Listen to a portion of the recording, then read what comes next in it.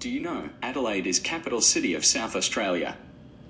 Approximately 92 flights take off and 90 flights land daily at Adelaide Airport. The easiest way to get from Adelaide Airport to the city centre by public transport is via bus, as no trains or trams service the airport. The trip takes approximately 25 to 30 minutes, depending on traffic.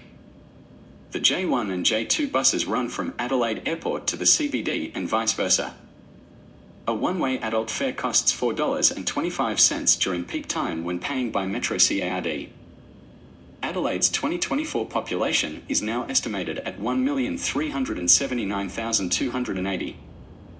In 1950, the population of Adelaide was 429,277.